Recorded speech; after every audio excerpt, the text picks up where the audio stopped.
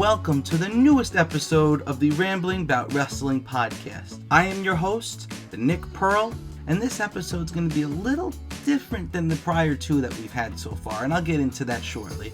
But the first thing I want to bring up is Happy Valentine's Day, everybody. I hope you all had a great day. I know my day was not very eventful. I bought my own candy. I laid on the couch with my dog, didn't even get to sleep late, which would have been fantastic. And then I went to work, and that was it. That was my day. Literally nothing happened.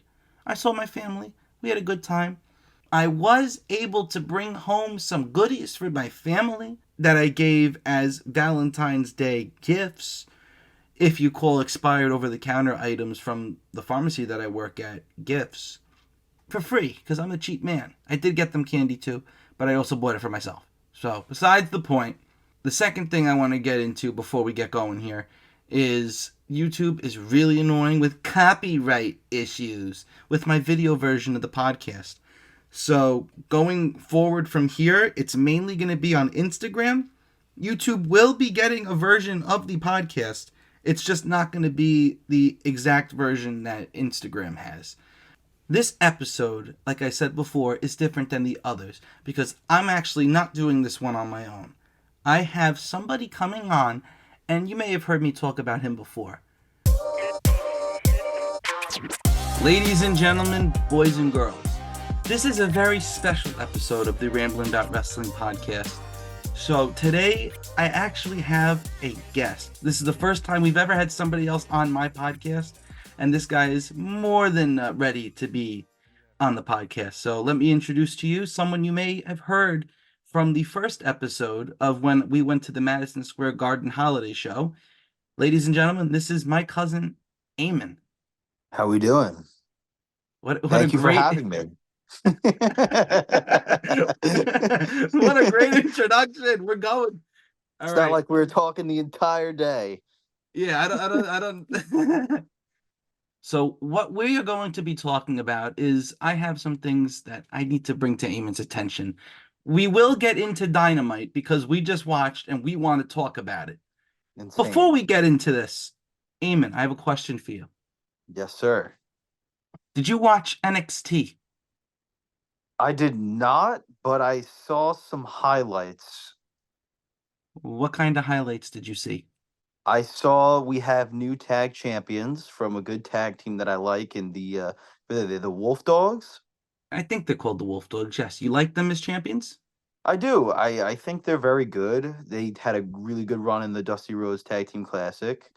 But I'm confused what Braun Breaker's still doing in NXT, but I'm all for it. Yeah, I think they're a great tag team. I think Tony D and Stacks, this is the second time they lost the belts, right? I think they lost it once before. I think so. Didn't they have a quick short run with it?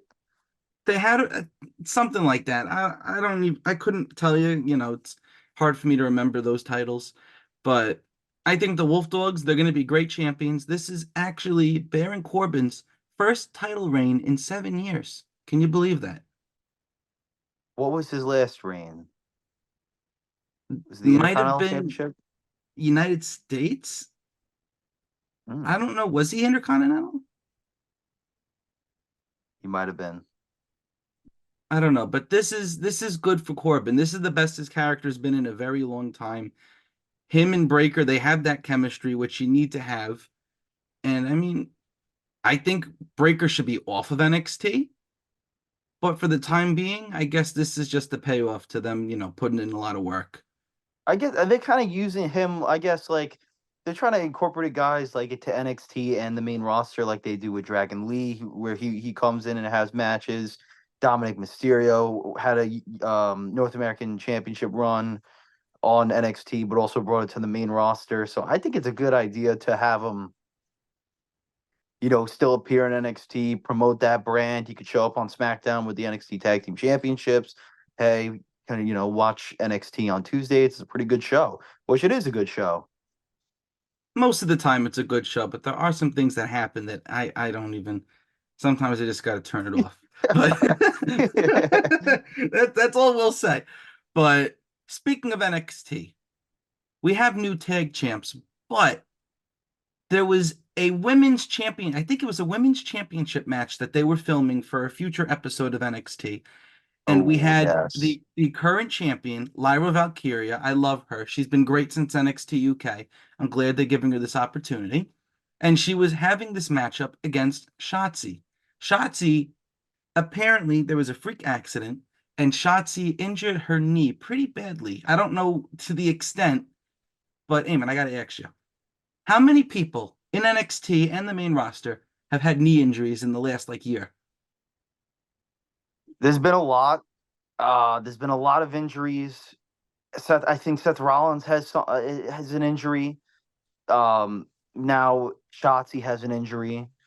With the knee. Of course, Adam Cole tore his ACL, not ACL, something with the knee. I think meniscus is some shit like that. Oh, Actually, I think it was his ankle. can I curse on this? I'll have to bleep you. We're trying to keep this PG. Yeah. But no, there's been a lot of injuries lately to the WWE roster. Um, but Even Shotzi, the performance center. There's a bunch of yeah, women there too. Sol Ruka, I she just heard her knee. returned though. She just came back. Nikita Lyons, I don't remember what her problem was. It might have been her knee as well. I think it was her knee. No, and she was supposed to be in the Elimination Chamber. Did you see who she got replaced with? Yes, this is what we're going to get into. It's what my segue is. So Shotzi was supposed to be in a qualifying matchup against, I believe it was Tiffany, right? I think it Uh, was Shotzi versus Tiffany. okay. So they changed it because, Tiffany's a heel, Shotzi's a face. Then you got the other two women, Naomi's a face, Zelina's a face. They had to switch up some of the matchups. So now replacing Shotzi is Alba Fire, who was not in the Royal Rumble. You had her tag team partner, oh my God, why am I blanking? Isla Dawn was in the Rumble instead of Alba.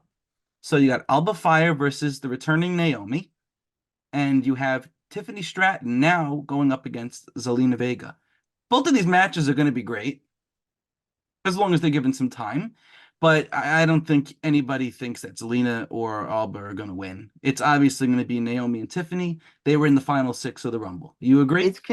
Yes, it's confusing though that they have Alba Fire in there, which she's a great wrestler, was great in NXT UK.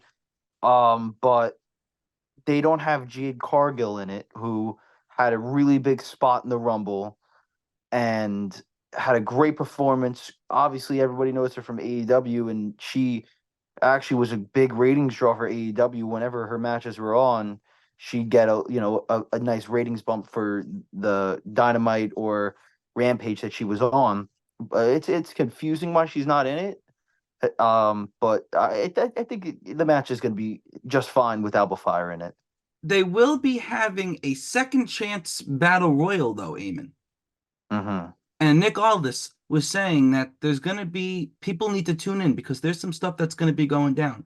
I could see, even though reports came out earlier today that Jade Cargill was out of the chamber match. She was scheduled to be in Yeah. it, then she was out. But now there's more reports coming out saying that, oops, we never said that. Jade Cargill could still very well be in the match. So the reports are saying that they know nothing. So with this battle royal, I would have Jade Cargill enter the battle royal, have her literally eliminate everybody, assert her dominance, join the Elimination Chamber matchup, and then you have her get pinned by whoever she's going to be facing at Mania. Have it be Bianca or have it be Tiffany. If you had the opportunity to book Jade Cargill's WrestleMania matchup, who would it be against? Would it be Tiffany or would you hot shot right into Bianca?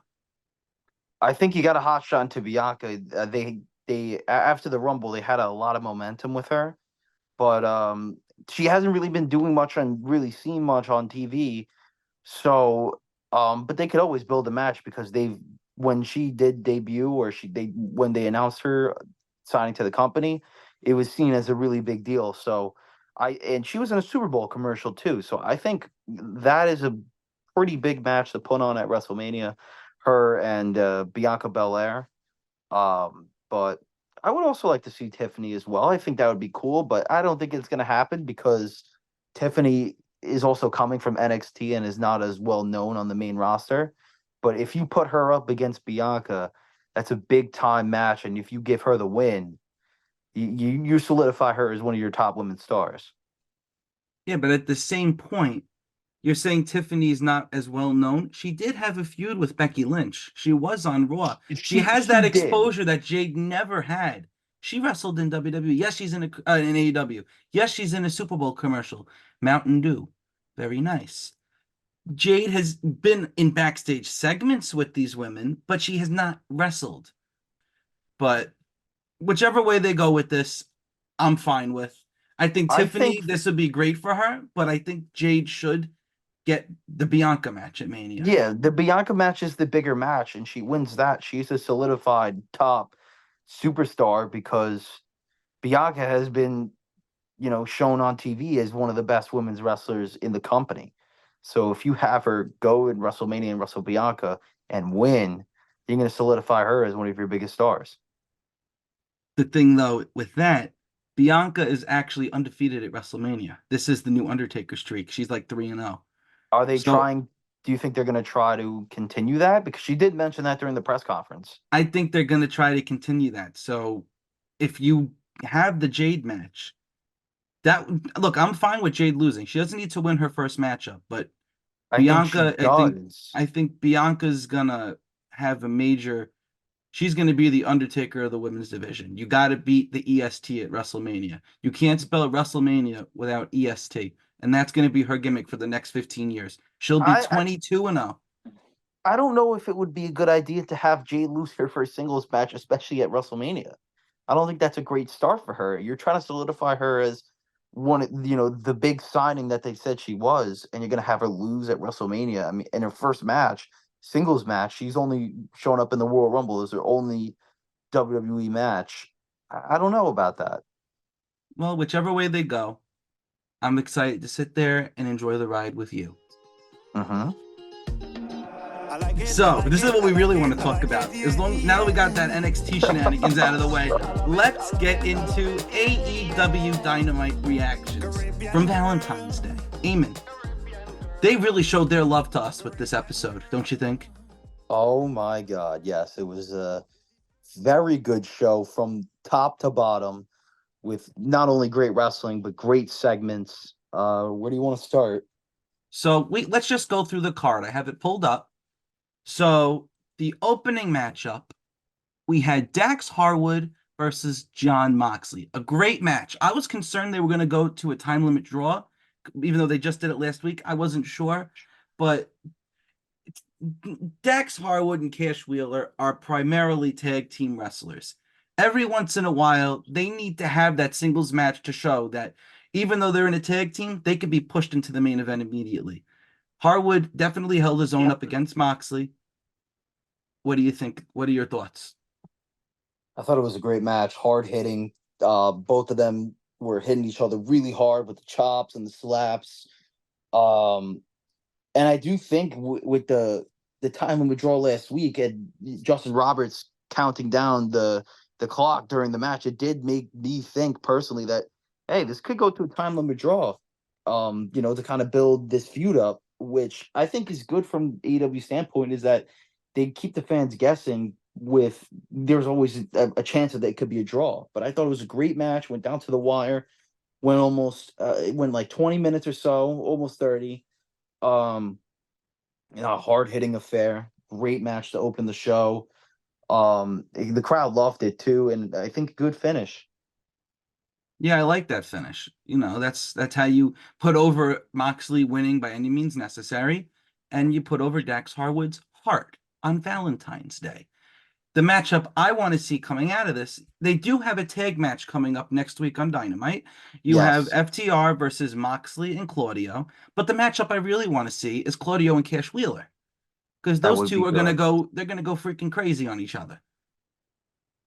I would like to see Claudio and Dax too. They'd beat the hell out of each Yes. other.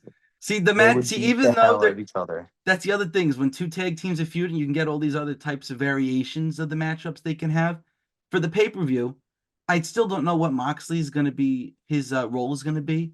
It could be some form of FTR. It could be CMLL. He's literally feuding, has like 2 or 3 different feuds going on at once. And Brian hasn't even been on TV.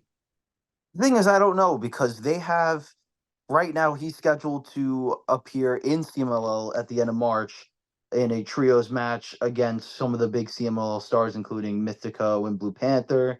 And then they have this tag match announced next week. So I don't know what his role in Revolution looks like. Maybe they do go to a time limit draw next week, or there's some shenanigans that go down. I could see a rematch at Revolution. But I'm excited to see where this goes. I thought the ending was very good with the attack, very vicious attack actually from Claudio and Mox on both of FTR. So I'm excited to see where this goes. Yeah, they left me wanting more, and that's all I can ever ask. So from here, I don't have the exact order. I do have a graphic that they posted. So we'll go into Tony Storm's newest film premiere of Wet Ink. Eamon? So just to be correct, she got a duck tattoo on her ankle. No, that is incorrect. it's not She's what had she's had the no, duck tattoo for years. Her and oh no, no, Gianna, oh you're right, you're right. The they duck had tattoo was this what they duck both tattoo had. together. Yeah, Yes. so what was the new tattoo? Tony Storm got it looked like a sword that was going through the duck tattoo, killing their Got friendship. you. So Mm. they had this. I thought it was very entertaining, this short film in black and white. And Tony is just insane. I think this is the best character she's had in a very long time. And all Tony wants Deanna to talk and talk. Deanna goes, "Look, this is enough. I want to fight you right now." So we have some time till the pay-per-view. They could do a little bit more to build to this, but They I'm got ready two for more this weeks of matchup. television. 2 more weeks of television, and I'm ready for this matchup. I think this has been their best built women's feud they've had in AEW. I agree. This has been a good feud top to bottom, tying in real life relationships between the two women, and we both know they can go. Deanna showed an Impact or TNA now that it is that she's one of the best women's wrestlers in the world. In my opinion, she's top 5, top 10. I think she's incredible, Yes. technically great, but I would like to see an kind of old school approach, which I think we're going to get because they mentioned that they want to see the old Tony Storm. I think we could get a banger match if they give him 20 minutes. I don't want a usual AEW pay-per-view 10-minute women's match. I want a 20-minute match between these two women. They could tear the house down. I would say you put this, especially with the news of Mercedes, her contract apparently had some type of clause, allegedly, that there's got to be at least two women's segments on every show, and they all need to be given time. So I would say you have this matchup actually open the pay-per-view. I could see this opening the pay-per-view. I also saw some online discourse on X that they should have Will Ospreay. Well, we could get into this now because I don't know. A majority of people like this, but the match announced is Will Ospreay versus Konosuke Takeshita, which I mean, as a fan of both men, this is going to be This is a juicy one. crazy. And this So matchup, this was supposed to happen on a Ring of Honor pay-per-view, and then Ospreay got hurt. yes, no, Was it I Ospreay? don't know. I don't think he got hurt. I think he just couldn't make the show because he had prior other commitments. It just wasn't going to work. But Whatever it was, at least we're getting it now. we're getting it now, and it makes some type of storyline sense to the fact that they're both members of Don Callis family, and Don wants them to verse each other. I think there will be some beef. Maybe this is like Will Ospreay's exit from the Don Callis family, or maybe the start of a long-term feud, or maybe this strengthens the Don Callis family. I'm not sure. But I'm really excited for this match. I don't think they're going to go full out because I think they're going to try to save this for another match. They're going to try to maybe do a couple of these, but I think I'm really excited about this. Will Ospreay should be on next week's, maybe not the week after, because he still has one more independent date with Rev Pro against Michael Oku, which again I'm gonna watch. That's gonna be really good. I will be watching But as well. but yeah. So I think next week we could see Will Ospreay come and officially start with AEW, but I am incredibly excited for this matchup. If anything, we get a vignette from him. He doesn't have to Oh yeah. actually be on the show. I don't think he actually steps foot on the show until the pay-per-view. No, yeah, maybe. They in his promo in the cut at Full Gear, he said he's going to be on the road to Revolution. So I do Yeah, think they're going to do a couple like a TV segment or two to kind of build this match. I think they should cut a promo, but even if not, I'm really excited about this. it's going to be good. Is all I can say. And we're going to be eating well. Oh yeah. um, so I'm going out of order, like I said. The EVPs, Matthew and Nicholas Jackson against Top Flight. This is, I think, their fourth or fifth encounter they've had on TV. And I didn't even notice this during the match. The Young Bucks didn't hit any super kicks. No, good match. They renamed their finisher to the EVP trigger, which I think is really cool. And they still wore the white suits with Sting and Darby Allin's blood as the ring attire. I wonder if they're going to continue to wear that. I Um, think it's a great look. They should. coming to yes, I think this new character revamp by the Young Bucks, Matthew and Nicholas Jackson, are I think it's really good, and the match was great. Um, they started from the top where Justin Roberts did not say Matthew Nicholas Jackson, and they had to, kind of push him and say that's our names. But I mean, yeah, I'm excited about the Young Bucks. This new character where they're just pushing themselves to the top with the rankings makes total sense, even though they've only had two matches this year. Um, but It's uh, about the quality of their opponents, Eamon. and then the segment after this was remarkable. The promo from Darby Allin. He cut a really good promo about how the Young Bucks forgot why they started AEW, the motto to change the world, and then that they in an interview that they did when they re-signed said that we get to spend more time with our families. It's a lighter schedule, all that kind of stuff, and Darby said that he begged to join AEW and that he wasn't even on the first show. And the Young Bucks always push their friends to be on the show. On the first Dynamite, Brandon Cutler was on the show and Darby wasn't. And, it kind of pushing a narrative that it's all about pushing their friends, to the top and not guys like Darby Allin. And he also mentioned Cody Rhodes in the promo segment as well.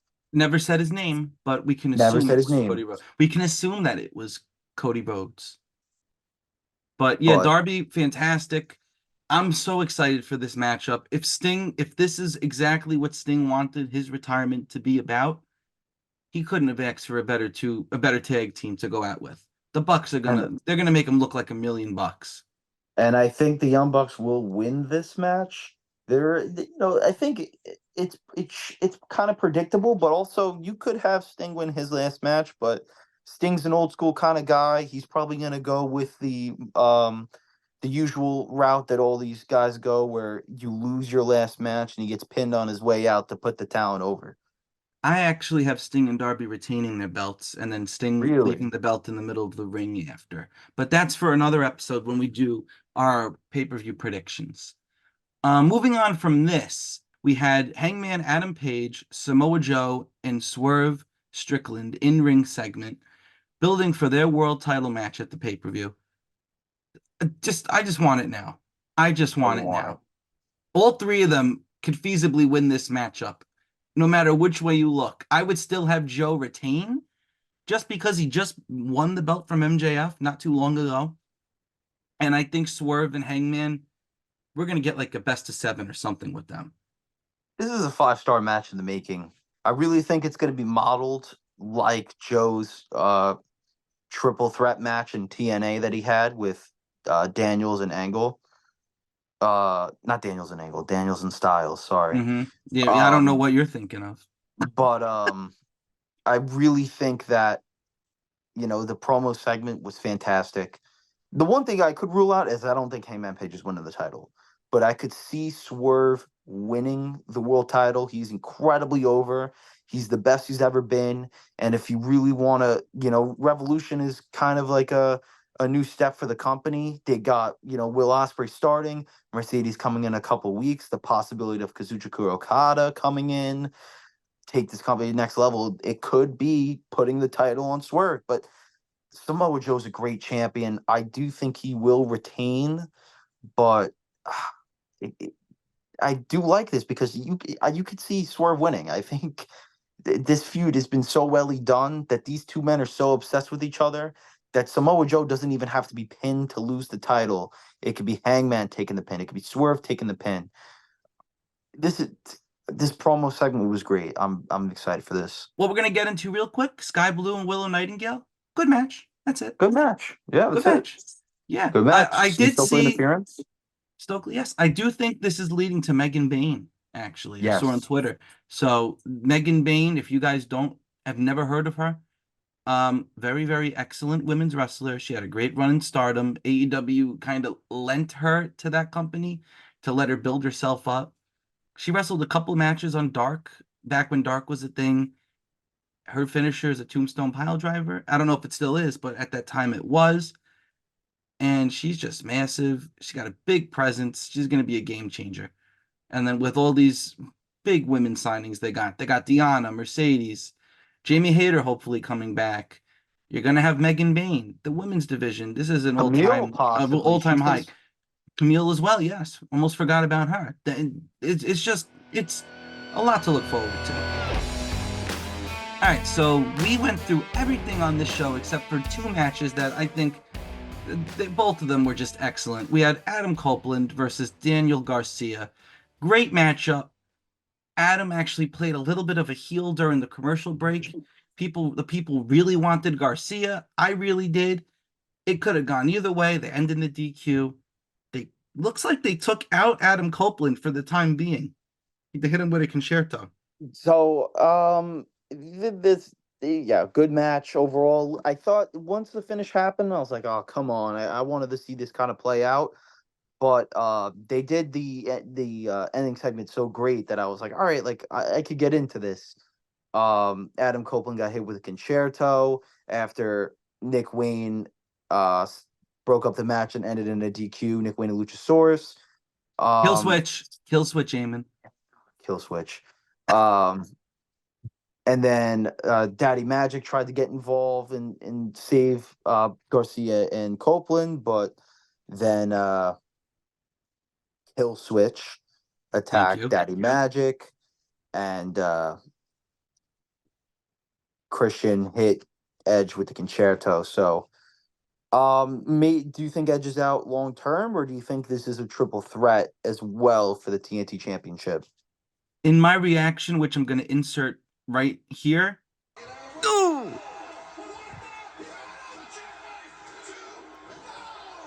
Damn it! Roll, roll, roll, roll, roll! No! We're getting a triple threat!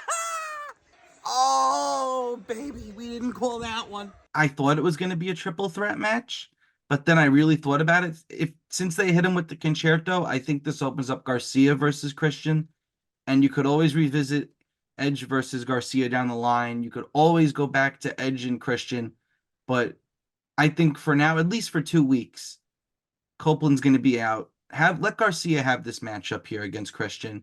Let Cope do his open challenge, the Cope Ope, against Okada or whoever he wants. And I could see Garcia having the singles, winning the title with help by Copeland, which Cope's motivation would be that it's not about the TNT title, it's about Christian, and then they could have their big singles blow-off match, possibly at Double or Nothing or maybe Big Business. Let's go to the main event of this insane episode of Dynamite. this is just I'm just sitting there. Crazy. They wanted to restore the feeling. They did. This was crazy because I was looking on Twitter this week, Nick, and I saw that it was Matt Taven versus Orange Cassidy. I'm like, oh, that makes sense. And then I look up and it says Texas Death Match. I'm like, Why? But I was for it because I mean, it's gonna be great, and it was freaking awesome. It was such a good match. The only things you need to know is that they did a spot earlier on in like it started off a little slow, and then they bring in the table. I think Cassidy went through the table up by the ramp, I think it was. By the ramp. By the ramp. And then from there, they set up another table by the announce table. Matt Taven, and this clip's going to be replayed for like at least it's going to be replayed for the whole next year, at He least. took a nasty bump. And This was nasty. Through that table. And just the visual of both of them bleeding after that. Like Cassidy was bleeding more than Mox. I've never seen Cassidy bleed this much. Was he cut open or did he bleed? I didn't see. I'm sure he must have gotten cut open. I don't think somebody bleeding. I don't know. I didn't see it, so I wasn't really sure where he got cut, but it was just that one bump, and then you get Cassidy going under the ring, getting his little chocolates out from Chuck E. T. But no, they're not chocolates. They're actually thumbtacks. I love Tony Schiavone's line. Well, first of all, I got to mention the commentary tonight was fantastic. Oh my God, these guys were on crack tonight. It was great. But when he showed the box of chocolates, which ended up being thumbtacks, Tony Schiavone was like, Chuck E. T. Does this make me from earlier in the show? Does it make me a bad person that I wanted to see Schiavone get the EVP trigger from the Bucks? Oh, we forgot to mention that. I know. I'm just thinking. Does it make me a bad person that I actually wanted to see it happen? So did I. But I thought, dude, that segment was good. But continuing on this main event, Trent came out with flowers, but no, it wasn't flowers. It was a steel pipe. It was a steel pipe. They had him hit Mike Bennett, who got involved in the match. Bennett was also cut open for some reason, and it was and then Taven just threw the chair at Trent, and it gave me flashbacks to the match. To the War Dogs versus the United Empire. We both just watched this matchup on New Japan World. Oh boy, too much to talk about. It was whack. That's all I could say. But at the end of the day, it was a great match. But during this match, Nick, tell the fans what they announced in the most random matchups I've ever seen. But I'm all for it. Was it announced during the show, or was it was announced during? I think it might have been announced during the women's match. It was during the women's match. I just looked at it because I have a picture. I sent it to Tim. So the matchup that we're getting next week is Samoa Joe, Swerve Strickland, and Brian Cage going up against the trio of Hook, Hangman, Adam Page, and RVD. Why is this not a Texas Tornado match? I don't know. It might turn why into not? one. But my God, this is going to be cinema right here. RVD is doing great work. Hangman. They used an old picture of him for the graphic, actually. He doesn't have the everything makes mustache. sense because Hook's feuding with Cage. Cage is a part of the Mogul Embassy with Swerve. Swerve, Joe, and Hangman are feuding. And then Hook's tag team partners with RVD, so that makes sense. It all makes sense. And Tony has the roster of his dreams and is like, hey, let's just get this random 6-man tag, which is going to be insane. I mean, this is... it feels like 2019 to 2021 Dynamite, to where we're just getting banger matches every week. And again, just like the Taven Orange Cassidy match, I just know this is going to be fantastic. No, this is going to be great. And other matchups we have for next week, again, we do have FTR versus Moxley and Claudio. They also announced for Rampage, we have Jeff Hardy versus Sammy Guevara in, what was it, Extreme Rules? It's going to be a no DQ. No DQ. Okay. So Jeff Hardy was off of what he called, what was it, like Rampage Hell, we could say? The Rampage verse? Rampage verse, whatever he called it. And he's building this heel persona. And now he's back on Rampage. But I mean, it makes sense because it's at a different time slot, 7 o'clock. And they don't have a Collision this week, so... No Collision. So I think they're gonna really make this a hefty episode. I think Hardy drops this matchup and we get more of a Brother Nero type character for him. Could be interesting. I mean, no GQ match between Sammy and Jeff is going to be very good, 100%. And I'm going to be watching this week, will you? Oh, yeah. Yes, Rampage, going to be great. It has been a pleasure having you on the podcast on this 3rd episode of the Rambling Bout Wrestling Podcast. Thank you, Nick. Thank you for having me. Yeah, it's been a long time coming. We've been talking about doing a podcast for a very long time. You said, Nick, do it. I never did it, and now I did. It's only fair that you are the first guest that we've ever had. Eamon will be on here again, and everybody, let's just give it up. Thank you, Eamon, for popping on, and I'm very happy to have you another time. Oh, thank you. It's an honor. You have to understand how things are. Oh, God. Well, what'd you guys think? Did Eamon do a good job? I think he did. And this podcast episode, this is a long time coming because me and him have been talking about doing an episode for a very long time. We came up with a bunch of mock names for a podcast that we could do. And we have conversations like this on the daily. So it just made sense to make an episode. And now that he's in one, he'll be in many more, along with many other guests that I'm going to be having. I'm going to have my brothers. I'm going to have some other cousins. I'm going to have some family members that don't watch wrestling. And then I'll have to explain wrestling to them, which is going to be very interesting. And I hope they don't sound a little, little nervous to be on a wrestling podcast. Don't be nervous, boys. If anything, I'm the nervous one here. But you can't even tell, can you? Nope, didn't think so. One person that I do want to bring up is my boy, Manny Vasquez. He is the host of the Top Ropes Talk podcast. He had me on his 2nd episode, and I think it's only fair that I have him on a future episode as well. I know he's listening. Manny, we're going to make it happen. We're going to be doing a lot of collaboration. With that being said, this brings the 3rd episode of the podcast to a close. I hope everybody enjoyed this in-depth conversation that I had today. And if you happen to miss this episode or missed any of the other episodes that we've done so far, I'm going to tell you where you can catch up. I have these episodes on the Instagram page at Rambling Bout Wrestling. They will be up on the YouTube page at Rambling Bout Wrestling. If I could figure out all the copyright issues, I'm still pissed off about that.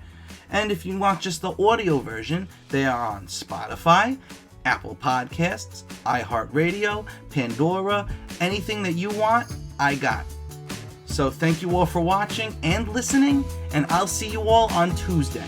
Let's keep rambling, everybody.